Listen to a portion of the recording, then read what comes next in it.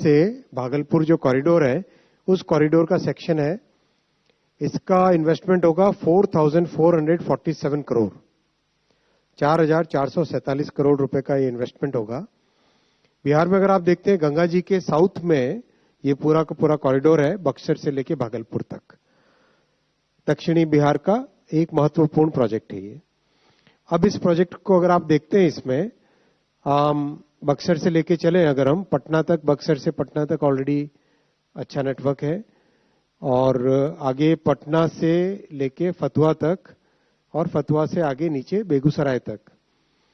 ये प्रोजेक्ट काफी करीब करीब कहीं पे 6 लेन है, कहीं पे 4 लेन है, कंप्लीट हो चुके हैं। आज जो अप्रूव हुआ है ये मोकामा से मुंगेर तक का सेक्शन 82 किलोमीटर्स का। आगे मुंगेर से फिर भागलपुर आपको ब्लू कलर में दिखाई दे रहा है, जो कि अंडर कंस्ट्रक्शन ऑलरेडी। तो ये करीब करीब पूरे के पूरे सदर्न बिहार का बड़ा एक मेजर कॉरिडोर, कंप्लीट 4 लेनिंग इसका हो जाएगा। कहीं पे 6 लेन है, कहीं पे 4 लेन है, एक्सेस कंट्रोल्ड है। बहुत ही अच्छा प्रोजेक्ट है। बेनिफिट्स आप जानते ही हैं। हाईवे प्रोजेक्ट के करीब ओवरऑल जो टाइम बचेगा, करीब 1 घंटे का ट्रैवल टाइम बचेगा इस प्रोजेक्ट के कारण। हाइब्रिड एन्युइटी मॉडल पे प्रोजेक्ट होगा। दूसरा प्रोजेक्ट है आज का जो अप्रूव हुआ है, वो है भागलपुर दुमका रामपुर हाट डबलिंग रेलवे लाइन का। भागलपुर दुमका रामपुर हाट डबलिंग, ये 3,169 करोड़ रुपीस का प्रोजेक्ट है। ये प्रोजेक्ट भी बिहार, झारखंड और बंगाल को जोड़ने वाला एक बहुत ही इंपॉर्टेंट प्रोजेक्ट है, जो कि बिहार, बंगाल और झारखंड को जोड़ता है। इस प्रोजेक्ट को अगर हम मैप पे देखें तो बिहार से स्टार्ट होकर झारखंड से रामपुर हाट वेस्ट बंगाल में कनेक्ट होता है। ये डिटेल है इसका मैप। इस मैप में आप देखोगे अभी जो मैक्सिमम ट्रेन्स जाती हैं वो भागलपुर से मालदा टाउन होते हुए रामपुर हाट नीचे की तरफ हावड़ा की तरफ जाती है। इस डबलिंग के बाद में भागलपुर से दुमका और उससे सीधा रामपुर हाट की तरफ गाड़ियां काफी जा सकेगी। काफी पैसेंजर गाड़ियां, मेल, एक्सप्रेस, कई गाड़ियां इससे जा सकेगी। और बहुत बड़े जो तीर्थ स्थल है देवघर, उस धाम को भी जोड़ता है ये।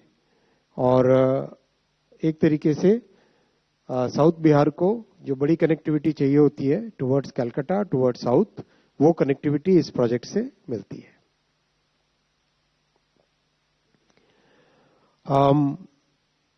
कई जिले इससे बेनिफिट होंगे, खासकर जो एस्पिरेशनल डिस्ट्रिक्ट्स हैं, बांका, गोड्डा, दुमका और भागलपुर, बांका, इनकी कनेक्टिविटी इंप्रूव होगी। और बहुत बड़ा इंपॉर्टेंट ये लिंक बनेगा आने वाले समय में, जो हावड़ा, जमालपुर, इन सबको कनेक्ट करता है। जैसा आपको बताया, 2 बड़े धार्मिक स्थल है, देवघर और तारापीठ। इस लाइन से 15 million ton per annum extra cargo आएगा। काफी सिग्निफिकेंट कार्गो भी इस लाइन से कैरी होगा। 15 मिलियन टन एक्स्ट्रा कार्गो आएगा। जस्ट आपकी जानकारी के लिए, जो रेलवे का कार्गो कम होता जा रहा था आजादी के बाद से, after reaching that bottom of 27%, now it is started increasing. अभी 29% के आसपास मॉडल शेयर हो गया, करीब करीब अंदाजन। ये आपके सामने प्रधानमंत्री जी की ऐतिहासिक तीसरी टर्म में टोटल जितने इंफ्रा के प्रोजेक्ट्स अप्रूव हुए हैं, वो सारे आपके सामने। करीब करीब 11 लाख करोड़ के प्रोजेक्ट्स अप्रूव हुए हैं। रफली 11 लाख करोड़ रुपीस के प्रोजेक्ट्स अप्रूव हुए हैं। और बहुत सिग्निफिकेंट चेंज आ रहा है। आप फील्ड में देख ही रहे हैं किस तरह से तेजी से काम चल रहा है। इससे कैसे रोजगार पैदा हो रहा है, कैसे लोगों के जीवन में एक महत्वपूर्ण बदलाव इन प्रोजेक्ट से आ रहा है। मैं यहाँ पे रुकूंगा क्वेश्चंस के लिए। Starting with the first row. Second. Yeah, please.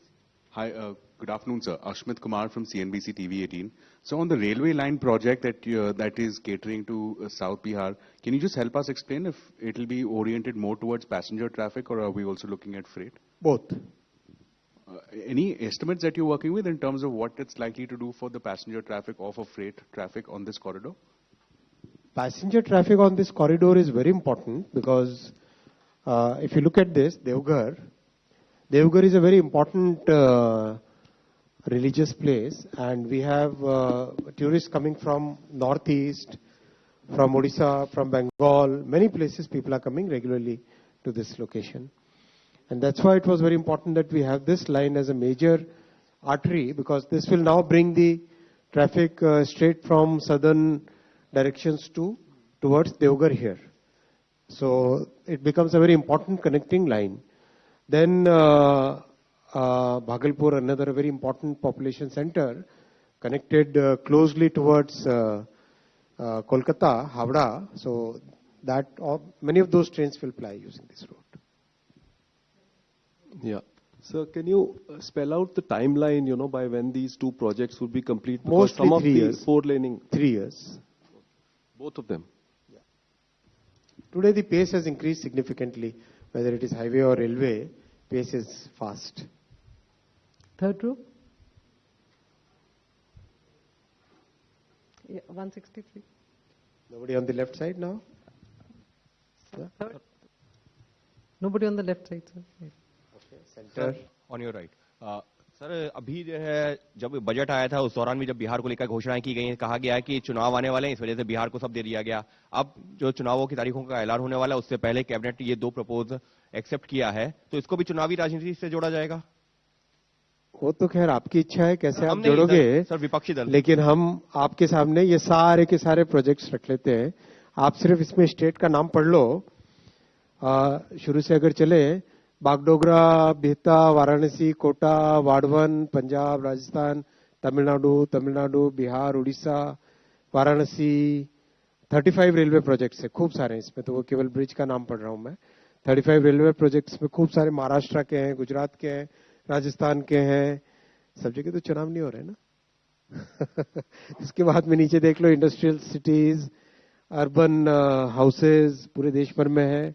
फिर केदारनाथ, हेमकुंड साहिब, इतने प्रोजेक्ट्स हैं. नॉर्थ ईस्ट के पावर प्रोजेक्ट्स.